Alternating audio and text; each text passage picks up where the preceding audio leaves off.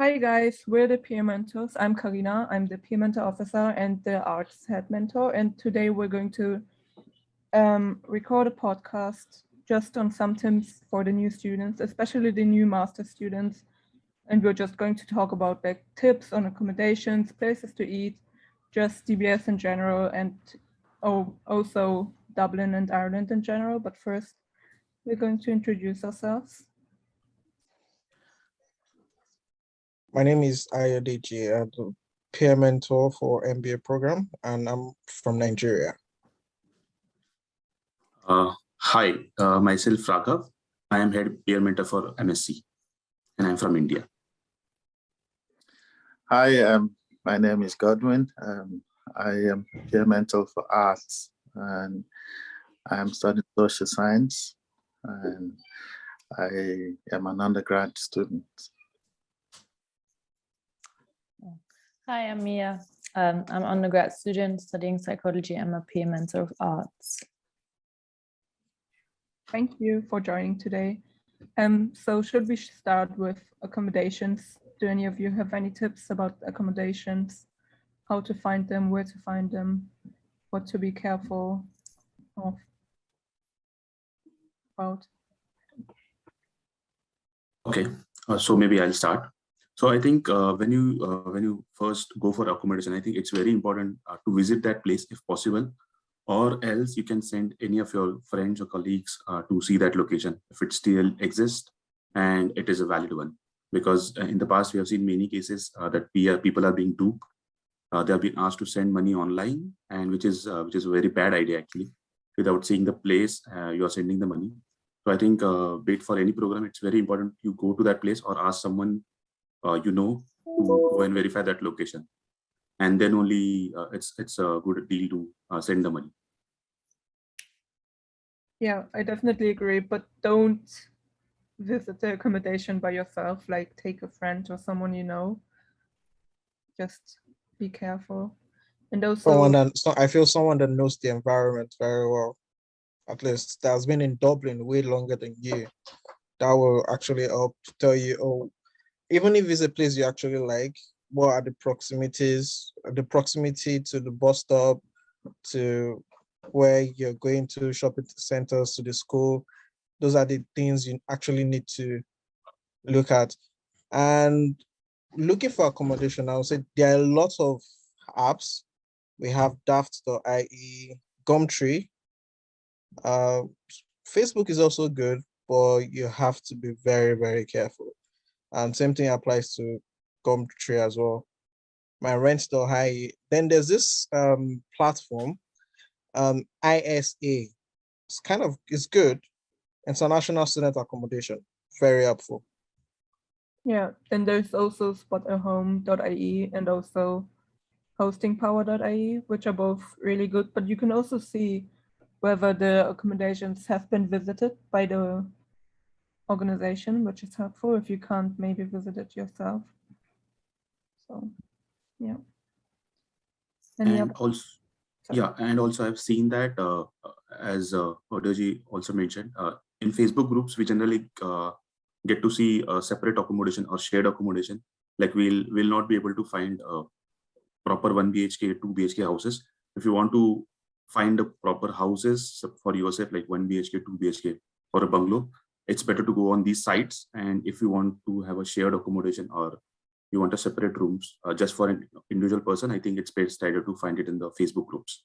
Like there's a I really personally like the Rent in Dublin group because they actually verify that post. And many times I've seen that the moderator doesn't approve the post until 3-4 days. They thoroughly verify that post, they thoroughly verify that person, whether he's a fraud or something, and then only they approve that. And many times they tag that person, don't contact this person, he's a fraud or she's a fraud. I think that's the best part of Rent in Dublin. Also, there are many others groups as well on Facebook. So I think, yeah, we can make use of both these platforms. Yeah, and you can also just ask like your friends or even your classmates if they don't know of any accommodations that are free or like if they would recommend something. So don't be afraid, kind of. And I also want to add that I think we can all agree that Dublin has a very good transportation services. So don't be afraid to look a bit outside of Dublin City, because I think, as Mia was saying before we started, Dublin City can be very expensive, especially for students. So you can try and open your search database to include counties, cities and towns, because myself personally, I live in a city called Rush, and if I were to drive into Dublin, it would take an hour, but with the train, with train it takes 35 minutes, and with bus it takes 35 minutes as well, because there's a straight bus from here straight into the city, while you have the ones that goes into city as well. So just I'm saying this because Dublin can be pricey, so it's best to look into places like Tala, where they have straight transportation into Dublin, and they have trams. You can look for places like Balbriggan. You can look. I know that there can be challenges in these towns because they are not city to say so. But since there's a direct transport into city, you can always find yourself in the city at any time you want. So this will be good to look into for new students. Yeah, definitely agree with you on that. Like, look for places a bit maybe outside of Dublin city centre, because they can be cheaper. But like you said as well, for you it's easy because you have a direct transportation. So like Ayo said earlier as well, like to have something which is close, like a bus stop or something which can bring you easy to the city, because sometimes you have a lot of like countryside, which is then hard to like find a bus stop or something to like, or like a train or whatever it is to then come to college or like to the city center. So like like having close transport is definitely a must. Yeah, exactly. And also maybe think of possible kind of situations if you'd be comfortable there. Maybe there's some places you'd be comfortable like visiting at daytime, but you wouldn't be comfortable like walking there at nighttime. So just like look out for it. Maybe you know in advance like you won't always get home, or like you will barely get home maybe at daytime. So kind of keep that in mind as well when looking for accommodations, especially if you're, for some reason, like if you feel uncomfortable walking. Or if you're like just an exchange student Yeah. as well, and you don't know Dublin as good, and especially like the areas and stuff, because there are some rougher areas around Dublin that a lot of exchange students, for example, won't know. And those places are most of the time the cheaper places to find accommodations. But at the end of the day, you will never like put something in front of your safety. You know what I mean? So yeah, definitely. Like you could just Google which areas are safer than others. So you could even like ask people. I think like obviously there are Irish students in your class, but you could always ask them, or just like ask in the group chat, or just like someone you know, for any tips maybe.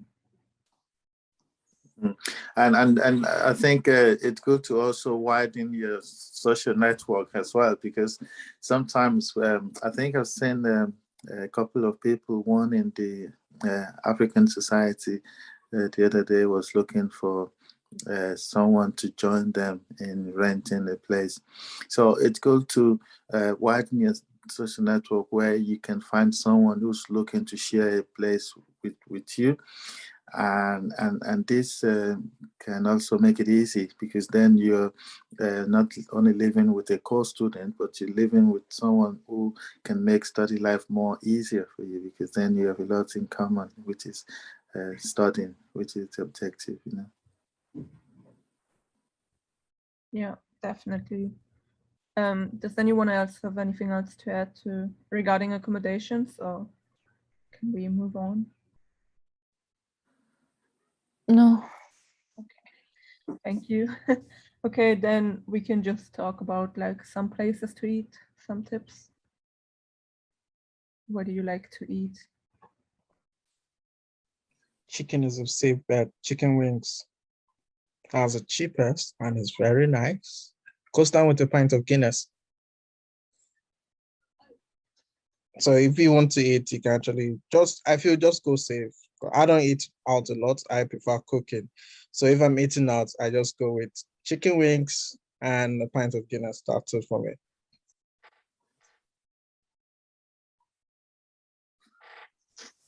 Yeah, same. I think like eating out can be also quite expensive when it comes to student life. So buy cheap groceries and learn to cook. There's definitely a life skill. I will tell you that. Yeah, learning how to cook is really important. And you will be proud of yourself at the end of the day if you cooked it, and it's good as well. Like you don't want to eat out anymore. Trust me. Yeah, it's healthier, cheaper. You know what's in it. Yeah, I think there's a few. I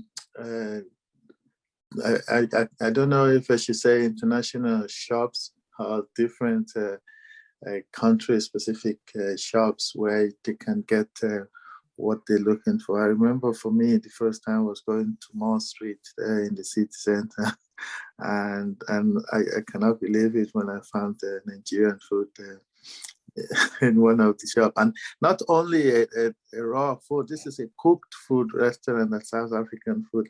I cannot believe it. I mean, you might as well look around the city. You can find your natives shops in case you wanted to just eat out. I understand it can be expensive, as we both all say, but sometimes, just this is also where you meet people, like socializing around places where your culture is being enriched.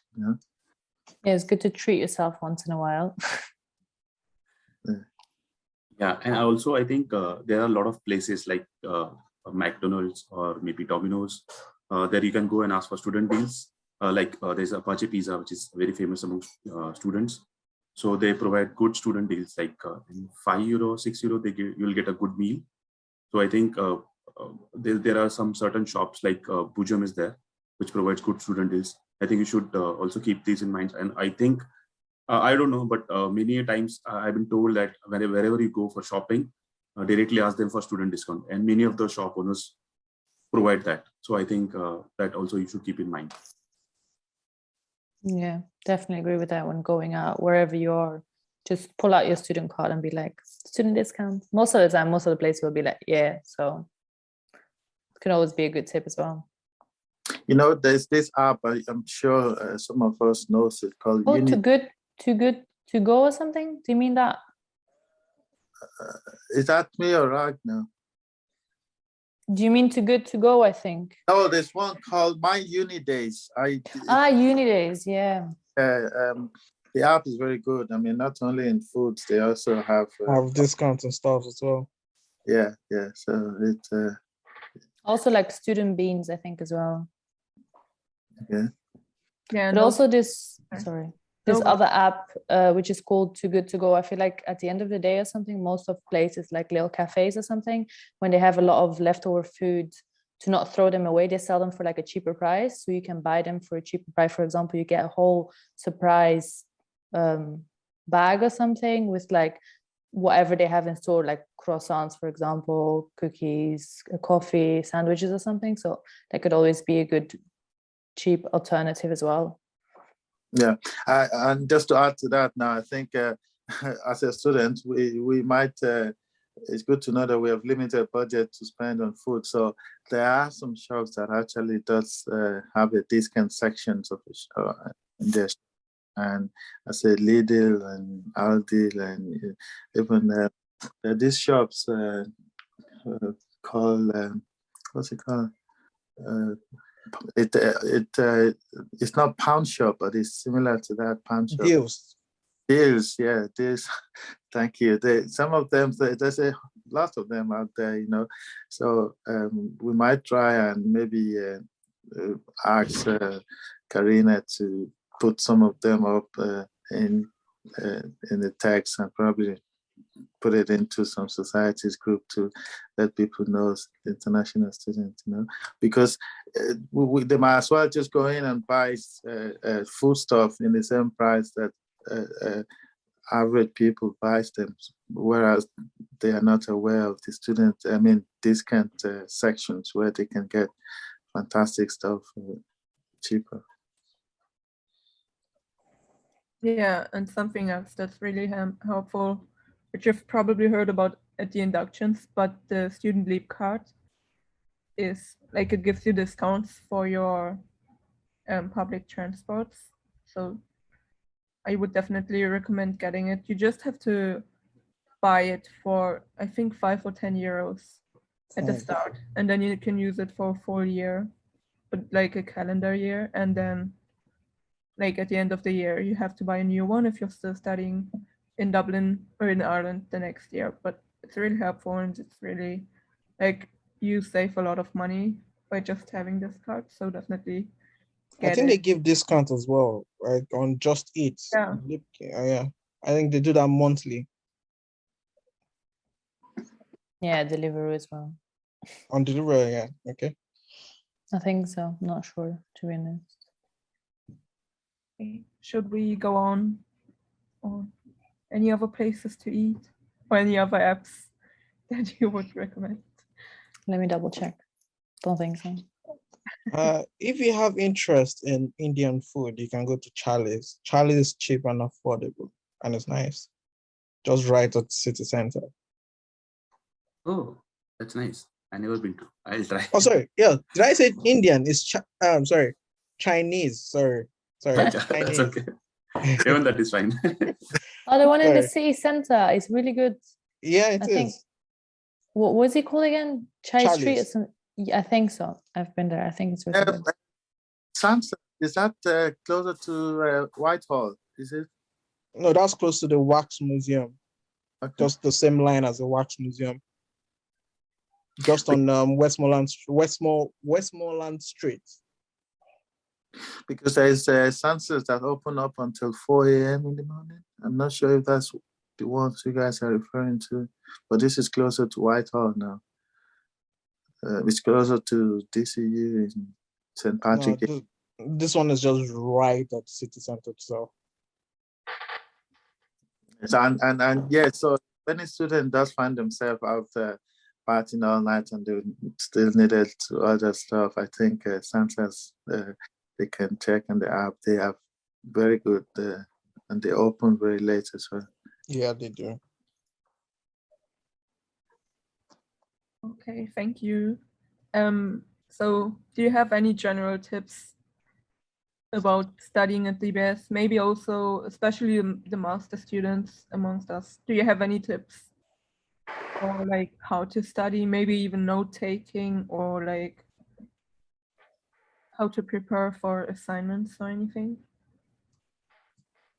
I think, what I would think from my personal experience is attend as much as lecture as possible. I've seen many of my fellow mates who are like more inclined to the part-time things. So I think give first priority to the lectures and then assignments, and the third priority would be part-time if you really want to do. I think that is one of the key important factors while doing masters, because masters is a very short time course. You don't have much time in just 1 year's course. So I think you should be more focused on these areas, and then obviously part-time is the thing which we can do it later as well. And also I think maybe from the exam perspective, I'm not sure though, but I think referring previous exam papers is a good idea, I believe, for exams. That really helps. That helped me actually a lot. I think you'll get good idea what kind of questions are being asked, and you'll get a good knowledge which areas to be worked upon and all. So that is my view. Yeah, you can find previous exam papers on the library website or even on your Moodle page, or you can just ask your lecturer where to find them as well. But usually they're linked on your Moodle page, and you can also find them on the library website, as I said, which is really helpful. And I would also recommend looking at them maybe in advance, like maybe even at the start of the semester, so you know kind of what to focus on, and also you know how to kind of write or structure your notes, because then you know what kind of questions will be asked about the topics you're studying, which is really helpful when taking notes. Ayodeji, you just recently finished your... Yeah, to add to what Rax said, I would say the most important thing that worked for me was planning ahead. I always finish my coursework ahead of time, maybe 2-3 days ahead of time, so that I can do other things. So you need to be able to plan yourself along the line, so you don't have yourself being overwhelmed with coursework. Because I think there was one particular course I did, the assignment came in like, we started on the 25th of January, and within 2 weeks, I'm sorry, 5 weeks, we had to submit the coursework. We had to like plead. That's one thing we did. We did that. We pleaded to get an extension. So we got an extension for 1 week. So I was able to plan myself. I was also working part-time. I was able to plan myself, and I finished my own part because it was a group assignment. I finished my own part 1 week due to the due date. So we're able to, when you finish early, it gives you time to make the necessary adjustments and move to the next one. That is very important. Always plan ahead. Can I ask you a question there, Deji? You recently finished your dissertation and your January intake. Yeah. So there's some people that started September their 1 year master program, and they're in the process of writing their dissertation now. I understand this podcast is for the new master student, but we can as well give tips to the master students as well that are already in the school. What advice can you give to those who are about to write their dissertation, especially those who will be going out to collect data, and how can they get participants to fill out their questionnaires? And because that can be a bit of issue there, isn't it? Yeah, true. Getting questionnaires is kind of a very, very, very tricky. And what I did was I actually approached a lot of people personally, and friendly conversation, send it to them and make sure they did it while we are having the conversation. I'm not going to lie to you, because if you're just going to send it and just sit back and wait for them to respond, it's definitely going to take time. So if you're going to be getting data, using questionnaire as a form of data collection, you need to be on their neck to make sure that, have you done it? Have you filled it? Because if you feel too relaxed about it, that you're actually not going to get anything. And I think some lecturers also advise to, even if your main focus is are professionals, you can also send to your friends to help you fill it out. It's their opinions you need to capture. And I think in every thesis, there's always I forgot, it's like a form where you kind of say, this does not capture the whole professionals maybe in the particular industry. It's just an opinion. So it's not like it's fact. So you can propose that, okay, for a larger number of people, you can make recommendations as well along the line. But if you want to get thesis, make sure you sit on their neck, send reminders to make sure you get them. I also know I don't know if that's the case for all courses, but I know for us as psychology students, we also have a research forum where the people who in final year, or people who are doing their thesis, they can post a link to their questionnaire or their survey or whatever to this forum, and then all of our students who have access to this forum, which are, I think, all of the psychology students in DBS have access to this forum. So we can access it and we can fill out the questionnaire. So if you do have a forum like this in your course, make use of it, because younger students, not younger, but students in first and second year are always told to look at the forums, just because it's helpful for us, obviously, to know kind of what kind of research we can do at an undergrad or even a master's level, but also it helps obviously the people who are doing their research. So just post your research there, I'd say. Yeah, so so Karina, so you basically mean the best thing is getting access to large groups where there's chances that you can get as much people to fill that. And also the more groups you have on your WhatsApp, the more you ask people to reshare this, the better. And especially in masters where you will be taking more data than undergrads, you know, you needed the bigger groups to send this. And one of the things about dissertation for masters is you have limited time. You literally, like, for my thesis, I started working on it on my very first assignment. I decided, okay, this is what I'm gonna do. So I started working on it because we got our supervisor in October, that was second week of October. That's when we got our supervisor, and we are due to submit January 10th. So that's like 2 months. You have to collect data, process it, and make sure everything is complete. You also have to do a poster presentation. So always, like, for me, I planned it. I took it along with the course. So as the course was going on, I was getting more articles, you know, to prepare myself. So it was not really so overwhelming.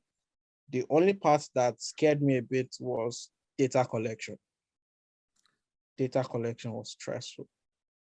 I'm glad it's over. And you can Okay. also, oh, sorry. Yeah, I can recall. Yeah, so maybe I can talk from the MSc or computer science or data science perspective. So what I observed is in second semester, we have a subject called research. In that you can choose your research topic, which we are going to be doing in third semester. So I think this is the best time you have in your hand. Probably select a research topic thoroughly, so that in the third semester you have a life easy.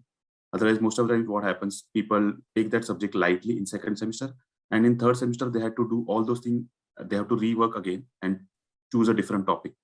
Instead of that, save that time in second semester, work on that particular research topic in second semester, and then probably you have to just go and implement things in third semester. I think that was my approach, and I think it helped me a lot, because in third semester I know what was my topic and everything. And for example, also Ayodhya was also mentioning that data collection is kind of overwhelming. So since he knew all the things, what needs to be collected and everything in beforehand, so it was easy for him. So I think similarly, it's very easy if you decide everything in second semester during your research. So I think you can implement things easily in third semester. So that was my 2 cents on that. Yeah, I think myself, I send my literature review and my questionnaire at the same time to my supervisor, and that actually formed the basis for the first meeting, you know. So I have a lot of time to get feedback on the literature review. So while the data is getting collected, I can still work on the literature review and work on the feedback. So it's about getting a lot of time for yourself, and also searching for large group of participants where you can have as much data. I know we are departing from the main topic, which is accommodation and place. So I think, Karina, if you want. No, we're talking about general tips about that GBS now, so that's definitely fine. No, I just wanted to say the library also offers free workshops and also supports. Like you can book a 45-minute one-to-one session with a librarian about dissertation support, and they will help you. And they also have workshops about the posters that you have to make. So I would definitely go to them. They're really helpful, and the librarians are really nice and friendly, and they will definitely help you. Like, you can ask as many questions as you want. They obviously won't do the work for you, but it's a great support and it's free, so avail of it. Yeah. Any other tips? Or do you have any tips about Dublin or Ireland in general, or anything else you'd like to I say would like, students? yeah, one point from my side. So, since we are talking socializing with people, I think it's like we have clubs and societies. It's a great way to socialize with people. I think once you join the college, I think involve with these societies and clubs, I think that will definitely help you to socialize with people and grow your network. Definitely that will help you over your masters or bachelors. For example, for data collection, it can be or for finding accommodation. I think that's a great platform, I guess, to increase your network and also make use of all these things, and obviously to mix in the European culture or the culture where we are in. That's it. Yeah, I think my final point would just be kind of do what suits you and what you feel good with and what works for you. Like when it comes to assignments or your dissertation or whatever, like you don't have to copy someone else just because they have good grades or something. You can try their approach or their kind of learning style or learning technique. And if it works for you, that's great and you can use it, obviously. But you don't have to kind of force it if it doesn't work for you, because like there's no one key to success, basically. So just do or find what works for you. And then, Can I quickly say one thing? yeah. Some of the coursework can actually be group assignments. Please do make sure that everyone is pulling their weight. Everyone is doing their tasks. That is actually very important, because when you have someone lacking, that is definitely going to pull you down. Like, it's really going to slow you down. Like my first experience with group assignment with someone was really, really annoying. I just could not, I had nothing to do with it. I just had to like make sure that we just have to submit, because it really, really slowed me down. So when you're working with people, try as much as possible that they are doing their part. Yeah, definitely. Not just for master students, but also for undergrads and everybody. So yeah, is there anything else you'd like to say? Anything you'd wish you knew when you started? Anything?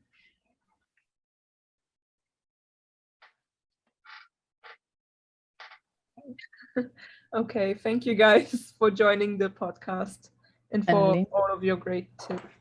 And I think it was really helpful. I learned a few things as well, so I think it will definitely be helpful. And thank you guys for listening. Have a No nice worries. day and enjoy your time. Always. Yeah. Bye. Thank you. Bye bye. Bye. Guys. Have a good time all. Bye bye.